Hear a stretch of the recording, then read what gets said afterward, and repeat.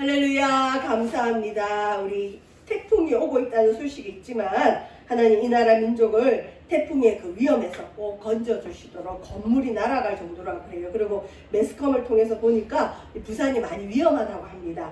어쨌든 내일과 모레가 고비인 것 같은데 하나님 이 나라 민족을 꼭 붙들어 주시옵소서. 우리 태풍 기후도 하나님 기도하면 바꿔주세요. 우리 기도합시다.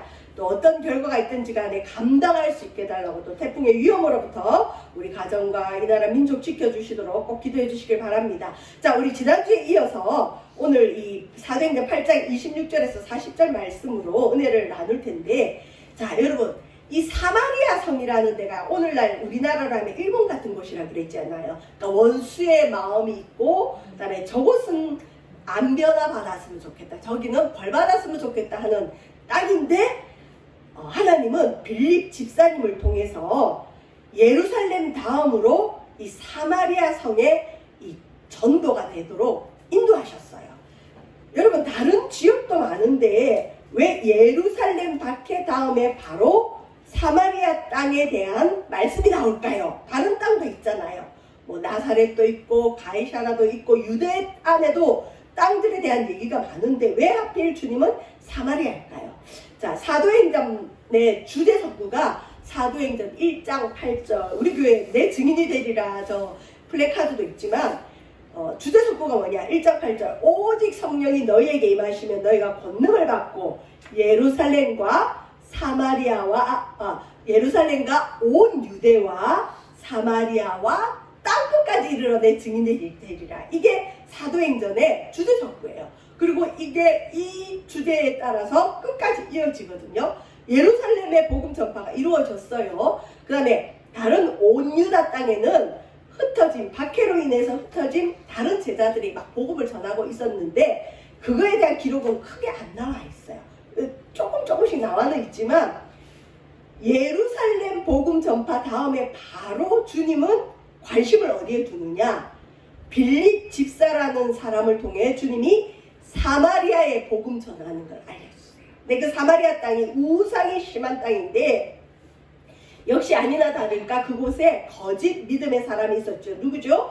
마술사 시몬 마구스라는 사람이 진짜 예수님을 좋아서 믿는 줄 알았는데 나중에 보니 그게 아니라 돈을 들여서라도 성령 주는 저 능력을 받아서 이 돈 벌고 싶은 거예요. 그리고 이 사람은 마술, 신적인 능력을 가지고 이 사람들의 인기를 누리고 권력을 가지고 있던 사람인지라 자기가 가진 권력이나 능력보다 더 큰 예수의 능력을 받아서 이 사마리아 성에서 더 큰 세력을 확장하고 싶었던, 그러니까 자기 야욕이 많았던, 자기 야욕에 하나님의 능력을 이용하려던 사람이었어요. 이런 사람이 세례까지 받았어요.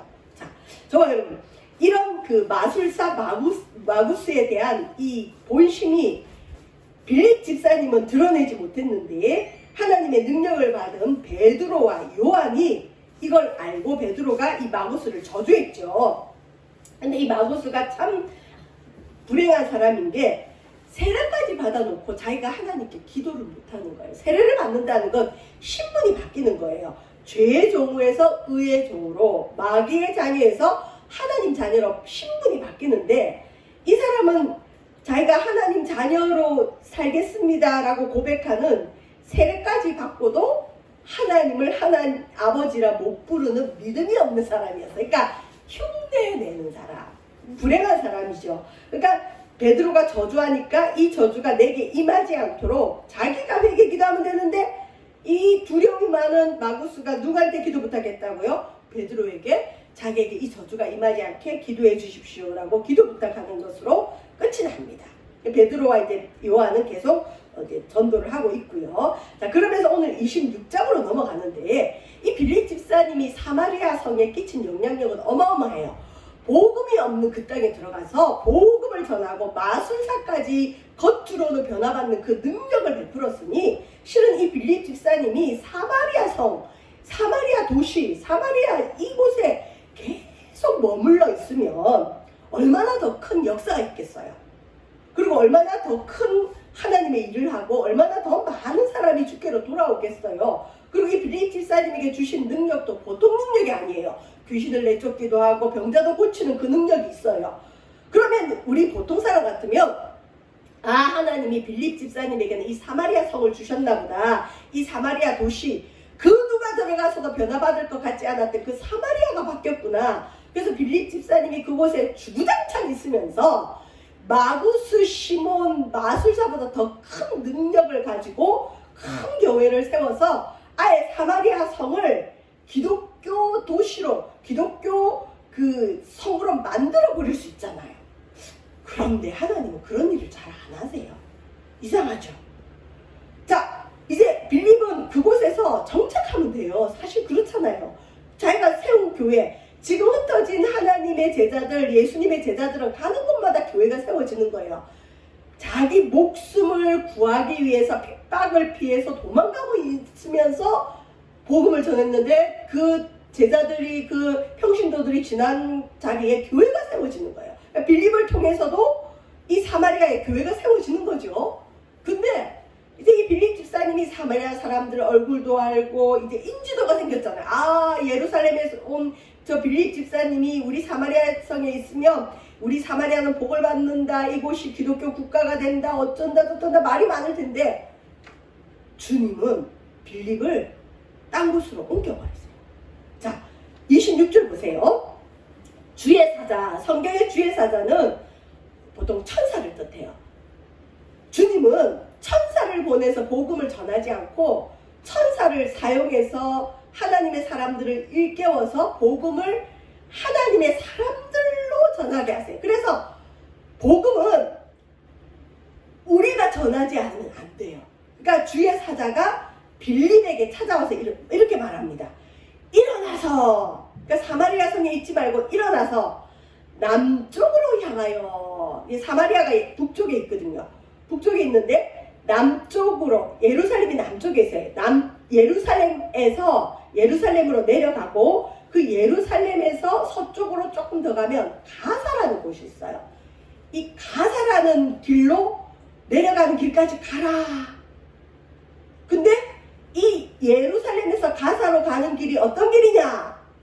광야예요. 사마리아에는 사람이 많아요. 복음 전할 사람이 많아요. 하나님이 전도자, 하나님 사람을 보낼 때 사람이 많은 곳을 보내야 되잖아요.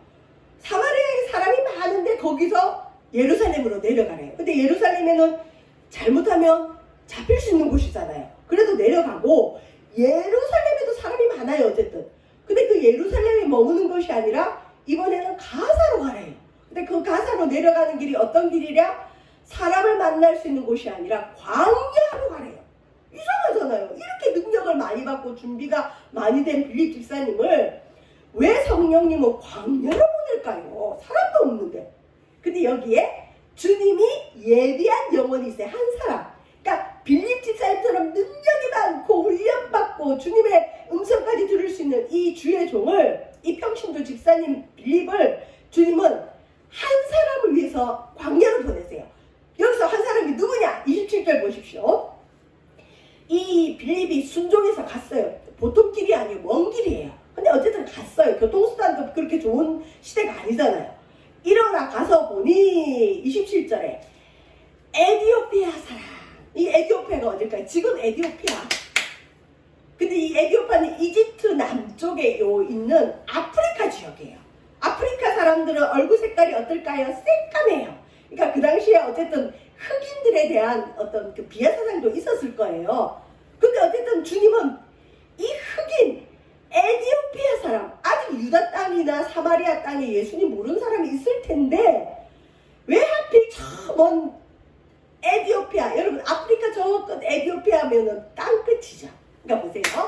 오직 성령이 너에게 임하시면 너희가 권능을 받고, 자, 권능 받은 사람이 예루살렘과 온 유대와 그 다음에 어디요? 사마리아. 그 다음에 어디요? 땅끝.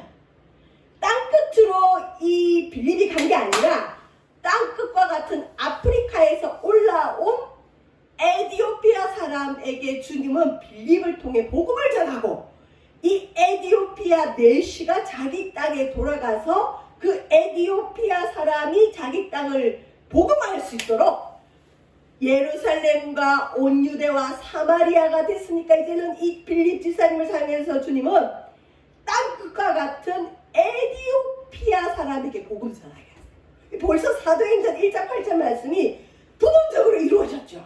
그러니까 주님은 우리끼리만 좋은 이걸 원하잖아요. 우리끼리만 좋은 상태는 어떨까요? 예루살렘에만 있는 거예요. 거기는 성전도 있고 거기는 유대인들 구약 성경을 아는 사람들 말하면 다 알아들을 수 있는 사람인데 이 에디오피아 사람들은 도대체 말해도 못 알아들을 사람인데 주님은 이 에디오피아 한 사람을 위해서 하나님의 종 빌립 집사님을 보내시는 거예요. 그 먼 길을 빌립 집사님 순종해서 갔어요. 자, 근데 이 하필 빌립이 만난 사람이 어떤 사람이냐? 일어나 가서 보니 27절에 에디오피아 사람, 흑인. 우리 뭐 백인종, 흑인종, 황인종 이런 얘기가 있지만 어쨌든 구약 성경에 의하면 흑인들에 대한 저주가 있어요. 함의 자손들의 저주. 노아가 이 술을 먹고 취했을 때 함, 셈, 야벳이 있었는데 이 함이라는 자녀가 아비를 모욕을 줬어요. 그래서 노아가 일어나서 그 아비를 모욕한 것을 알고 노아가 함을 저주했어요. 그래서 어쨌든 뭐 흑인들이 고통을 받는다 이런 이상한 얘기기도 있지만 어쨌든 그거든지 아니든지 간에 얼굴색이 다른 땅끝에서 온 이 에디오피아 사람 하나 만나게 하려고 주님은 천사를 사용하시고 빌립 집사님을 보내셨어요. 근데 이 사람의 직업은 뭐냐? 이 사람이 에디오피아에 있는 여왕, 에디오피아는 여왕이 다스린 것 같아요. 자, 여왕, 간다게, 이 간다게는 사람 이름이 아니라 우리나라의 그 지도자를 누구라 그랬죠? 대통령이라 그랬죠. 그리고 그 당시에 뭐 이집트의 왕을 왕이라 부르면 되는데 바로라 부르기도 하고 뭐 로마의 어떤 그 통치자를 아구스토라 부르는 것처럼 간다게라는 건 그러니까 여왕을 또 다른 말로 직분으로 부르는 게 간다게예요. 자, 에디오피아 여왕의 그 통치자의 모든 국고를 맡은 관리인이에요. 이거 재무장관. 에디오피아의 여왕뿐만 아니라 그 에디오피아 나라의 모든 재산을 다스리는 정치인, 관리인 내시가 이 내시가 유대교를 믿었던 것 같아요. 여러분 구약으로 넘어가면 에디오피아가 어떻게 유대교를 알았을까요? 에디오피아가 어떻게 하나님을 믿을까요? 이 뒤에 보면 에디오피아의 내시가 구약 성경을 읽고 있어요. 과거에 솔로몬 왕의 명성이 어마어마할 때 이 에디오피아의 구스 사람이라 그러거든요. 다른 말로 에디오피아의 스바 여왕이 솔로몬에게 와서 솔로몬을 통해서 하나님에 대한 얘기를 들어요.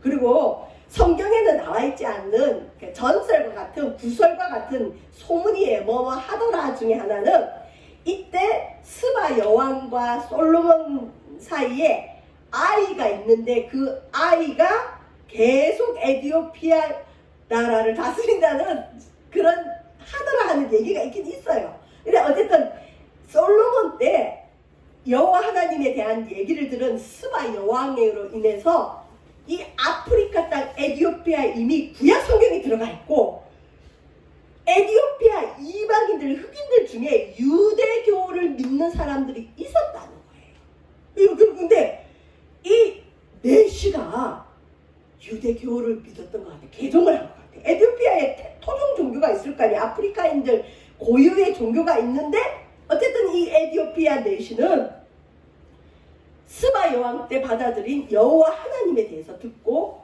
믿었던 것 같아요. 그리고 유대교를 믿는 사람들의 특징이 있다고 그랬죠. 1년에 3차례는 어느 나라에 있든지 어디 있든지 아무리 먼 곳에 있든지 간에 예루살렘으로 와서 예배하게 돼 있어요. 제사드리러. 근데 여기 보면 이 내시가 예루살렘에서 가사로 가는 광야길을 가고 있어요.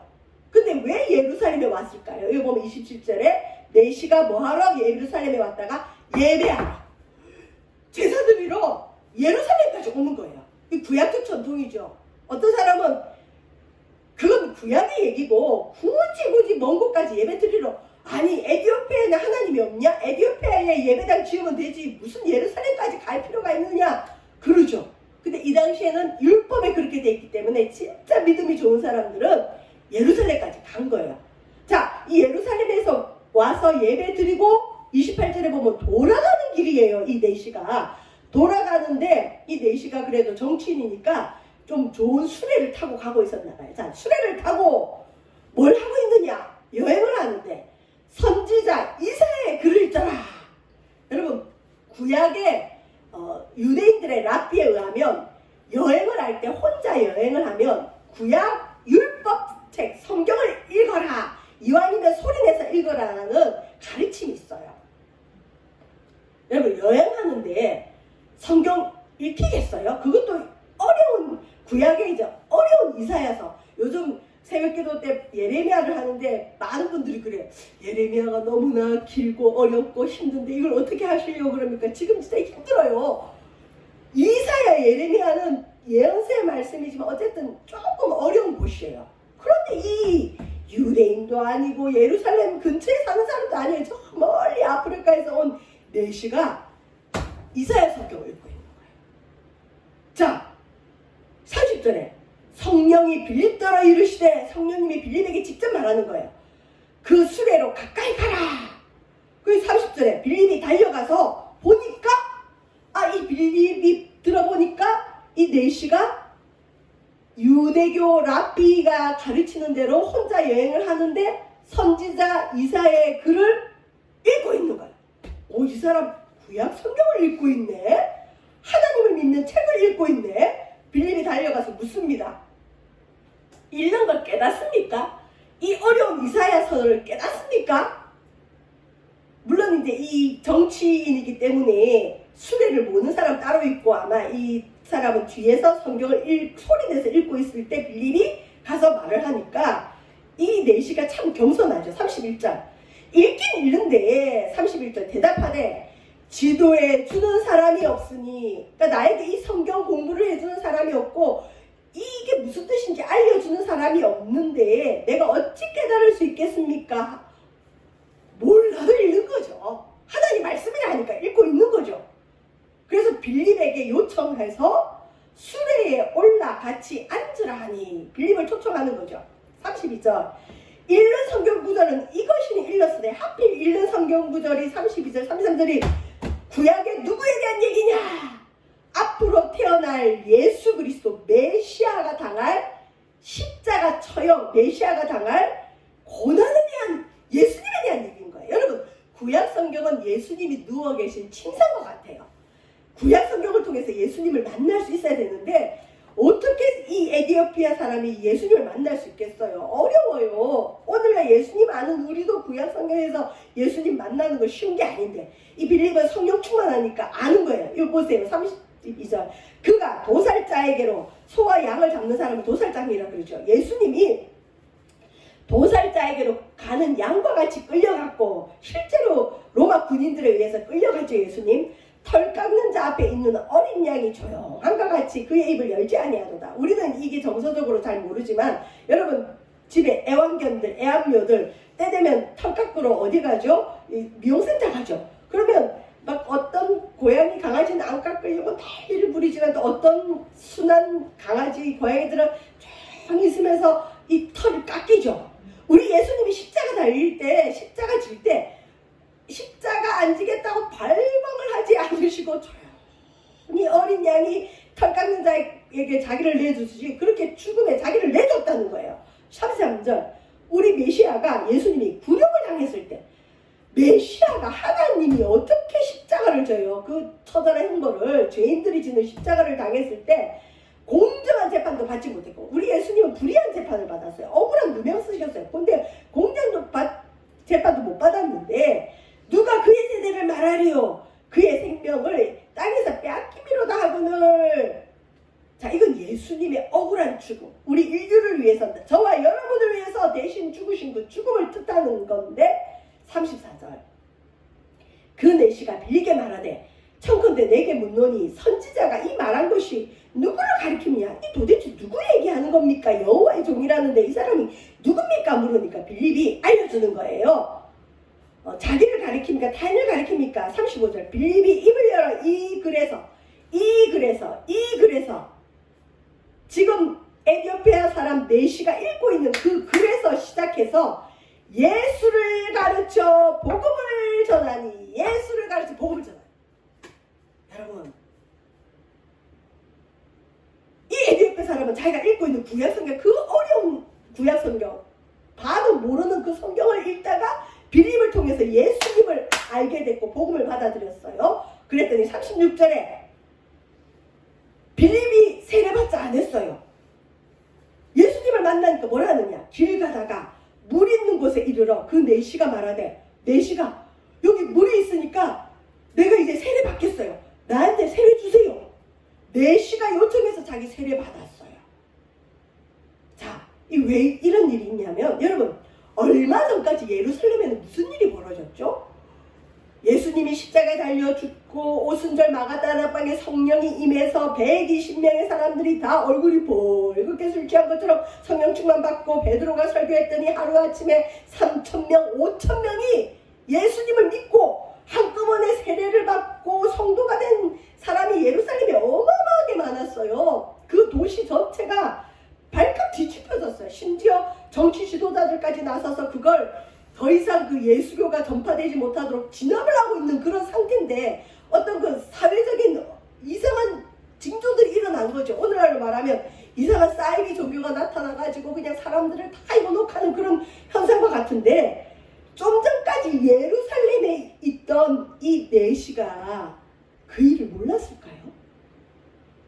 예루살렘이 발칵 뒤집혀진 그 성령 충만한 역사들 몰랐을까요? 알았을 거예요. 그런데 신기한 건, 이 에디오피아 사람 내시는 베드로가 전한 복음, 요한이 전한 복음, 예수님의 직제자들이 전하고 성령의 역사가 그렇게 많고, 심지어 베드로가 지나가기만 해도 그 그림자만 덮여도 귀신 들린 사람이 귀신이 떠나고 병이 낫는 그 역사의 얘기를 듣고 봤을 수도 있어요. 그런 걸 보고도 이 에디오피아 사람 내시는 예수님을 못 만났어요. 여러분, 여기서 우리는 뭘 알 수 있을까요? 은혜의 다양성. 내가 은혜 받는 방법이 아니어도 하나님은 어떤 방법을 통해서라도 그 사람을 택했다면 은혜 받게 하세요.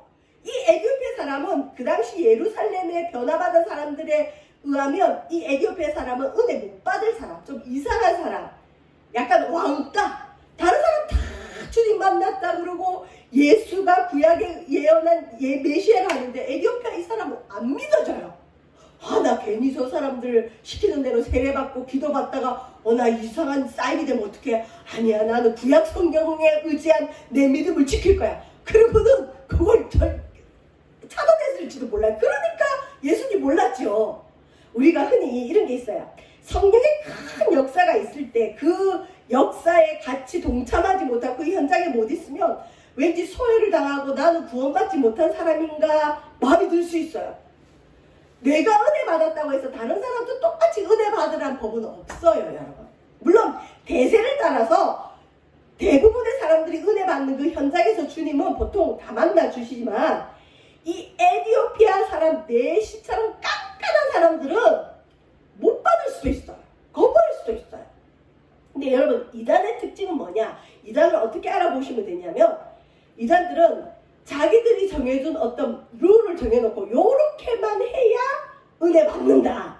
그리고 요렇게 하는 이 지금 현장이 여기인데 여기에 오지 않으면, 우리의 공동체 말을 듣지 않으면, 우리 여기 목사님 지도자의 말을 듣지 않으면 그 사람은 은혜도 못 받고 구원도 못 받았다. 요렇게 되는 게 이단인 거예요. 그리고 요렇게 하면 요렇게 되고 이렇게 구체적으로 알려줘요. 근데 우리 하나님은 은혜의 다양성을 인정해줘요. 여기 보면 에디오피아 사람 내시는 좀 깐깐하고 답답한 사람이에요.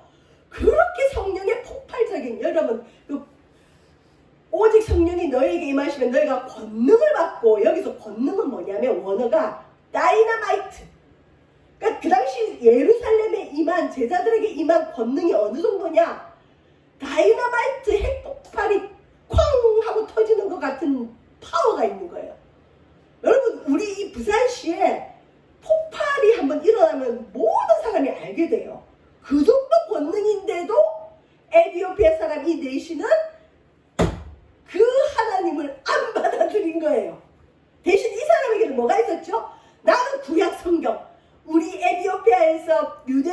나는 이 구약 랍비들의 전통을 지킨다. 이 구약의 여호와 하나님은 진짜 하나님이다. 구약 성경을 읽지만 몰라요.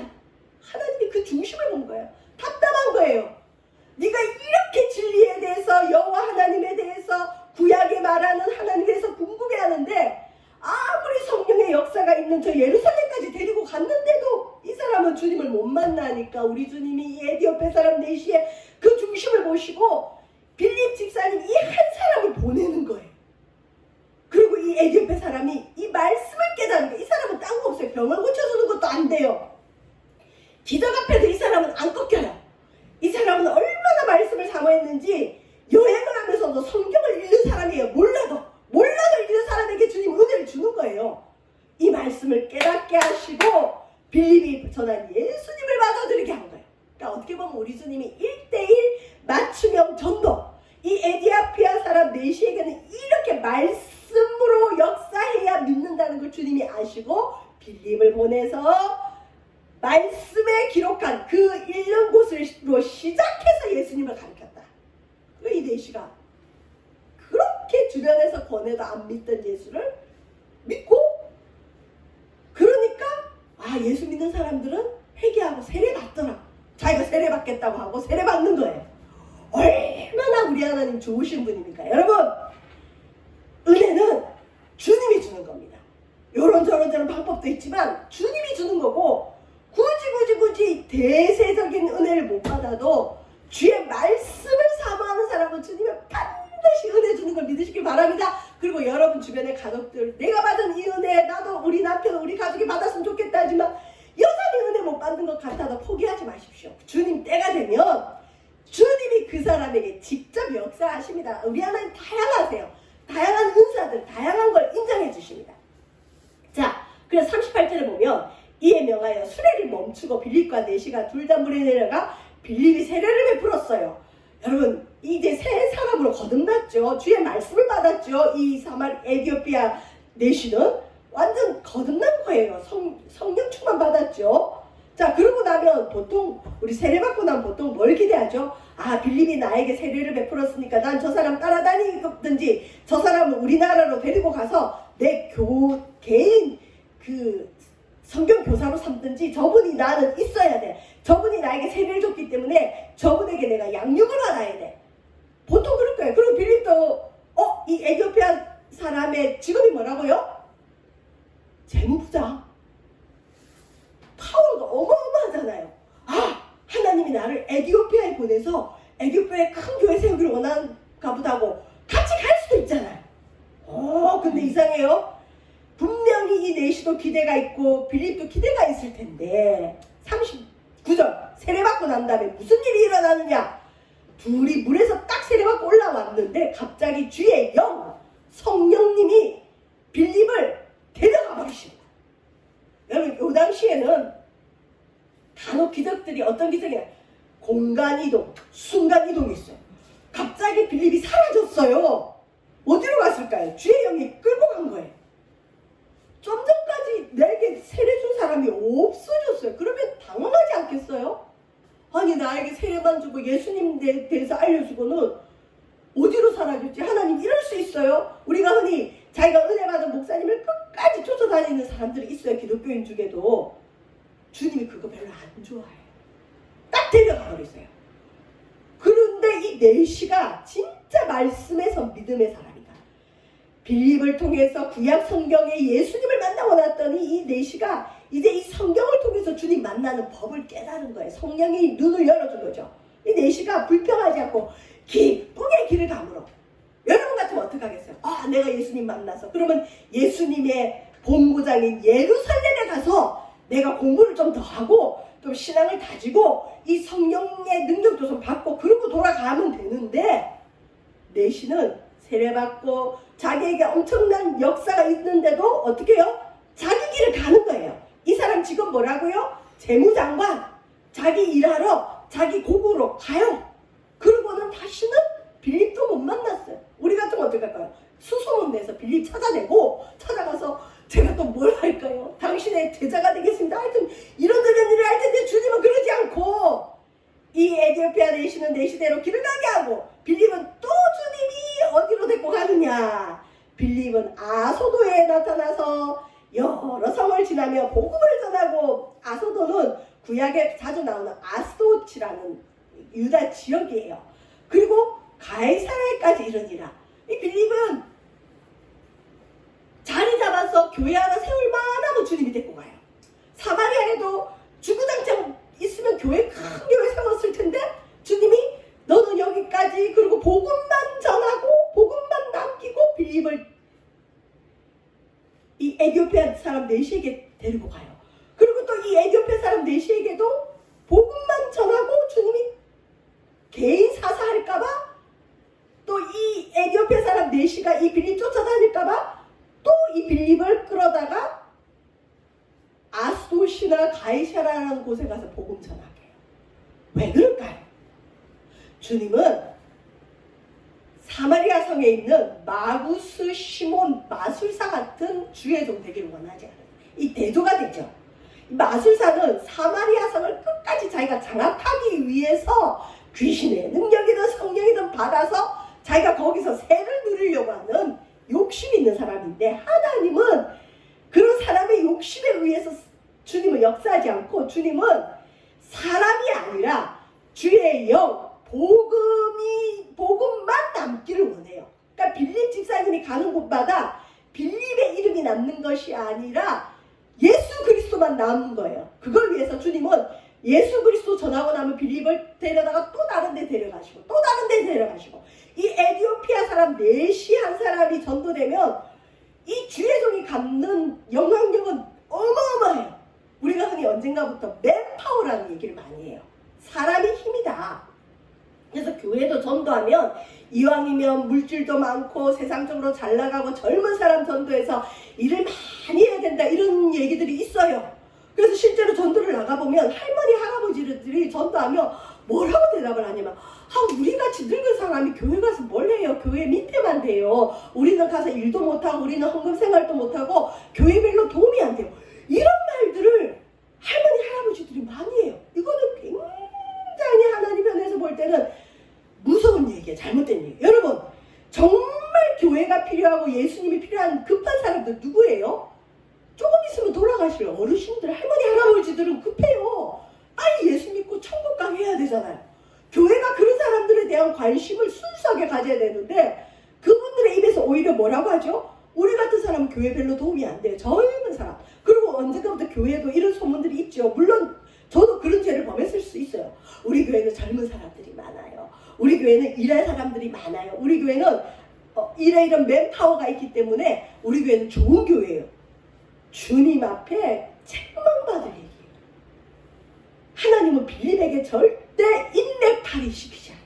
우리 흔히 인맥팔이라고 그러죠. 맨파워 쓰지 않아요. 오로지 복음만을 남기고 떠나게 하셨다. 저 여러분, 사마리아에서 땅끝까지 복음이 전해지는 현장, 은혜의 다양성을 인정하시는 현장. 근데 그 다양성 중에는 말씀 중심의 에티오피아 사람, 어떤 전세를 하면 이 에티오피아 내시는 자기 고국에 돌아가서 자기가 섬기는 여왕도 변화시키고 에티오피아 복음화를 이루었대요. 한 사람 변화받으니까 땅끝과 같은 에티오피아가 변하죠. 그 다음에 하나님은 빌립을 집사에서 전도자 빌립으로 사도행전 21장 8절에 말씀하세요. 이 빌립은 집사에서 이제 전도자가 돼요. 전도자의 기본은 뭐냐? 자기를 전하는 게 아니라 예수님 전하고 떠나고, 예수님 전하고 떠나고. 저와 여러분이 지나간 자리에도 나 개인이 남는 것이 아니라 복음만을 남기는 놀라운 은혜가 있기를 주의 이름으로 축원드립니다. 기도합니다. 주님 감사함을 드립니다. 복음만을 남기는 진정한 그리스도의 제자들, 전도자들이 되어지도록 도와주시옵소서. 인맥팔이하는 저희들 되어지지 않게 하시고 오직 한 영혼에 대한 관심이 있는 살아있는 교회 되어지도록 축복하여 주옵소서. 예수님 이름으로 기도합니다. 아멘.